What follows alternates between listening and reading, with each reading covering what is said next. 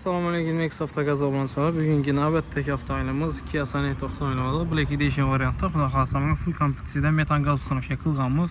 Qo'yilgan hamma narsani bir qator tushuntirib o'tamiz. Maksimal darajada eshitdinglar, ili обязательно Kia Sonetlar gaz qo'ydirajak bo'lsangiz, shu narsalarni qo'ydirsangiz, mashinalaringizda hech prichina chiqmaydi. Garantiya ham beriladi. Xudo xolasa, konkretni qilib, mashina ili sifatlardan ustunovka qilganmiz. Motorimiz MPI motori 100% gaz yuriydi.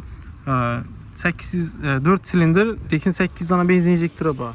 Yurtuslarning sistemasi 8 tane benzin injektor bo'ladi. Bu sistema ekonomiya uchun chiqarilgan bo'ladi. Misol 1000 dan 3000 ga 4 injektor sepsa, uji 3000 dan yo 4000 dan balandina yana boshqa injektorlar benzin sepadi. 8 tane benzin injektori bor. Shuning uchun moslanganda ham ekonomikasi shunga bog'liq. Ko'pchilik Kia Sonetda metan propan qo'yib ketdi, ekonomi trekerga nisbatan ko'proq. Ko'pchilik trekerchilar keladigan bizlar uchun Sonetlar shuni yurtibdi deb aytadi. Bu sistemasi shunday, ili turbo emas, korobchalari variator korobcha. Umuman bilinmaydi, yana 8 kurs mashina ekonom bo'ladi. Mana qo'yilgan narsani tushuntirib o'tamiz sizlarga. Birinchi sort elektronikamiz konkretni shu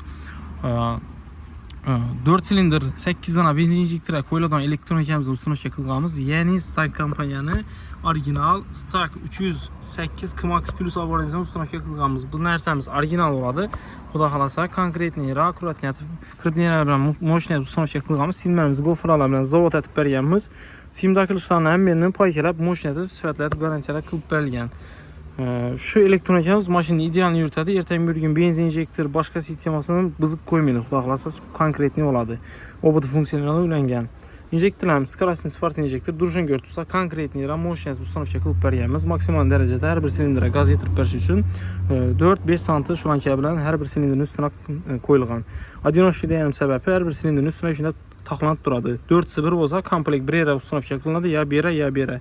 Shuning hisobina shlanka uzayib ketadi undan. 14-13 sm atrofida bo'ladi. Birovlarda 11 sm, 12 sm. Bunda maksimalni 4-5 sm bo'ladi, xudo xolasa. Shuning uchun gaz borishi zo'r bo'ladi. Reduktorimiz bilan zapravashimiz yurtsa, kombinatsiyasini cho't yetib berganmiz. Action firmaning original reduktori bo'ladi. Manometrlarimiz ak manometrdan zapravashni ikkisini komplektatsiyasini chiroyli takib berganmiz. Mashina deb ichlardan chiroyli bitirganmiz. Antifrizlarimizni prema peshkadan akkuratniyat deb liniya bo'yicha tortib ekkanmiz. Xudo xolasa, hamma o'zini mashina deb sifatlar qilib berilgan. Gördüğünüz pod kapotchasini shu yerdan qo'ydirsangiz, mashinada muammo bo'lmaydi, benzin injektorlar kuymaydi. Самое главное, hozirgi vaqtda motor gap topmaydi. Shu bilan garantiya beriladi o'zlarimizdan. Xudo xolasa, konkretni qilib. Salon kulchatorlarini ko'rsatib o'tadi olsak, birinchi salonni ko'rsatib o'tirayim. 137 km yurgan mashinamiz yurtsa, hali yangi mashina.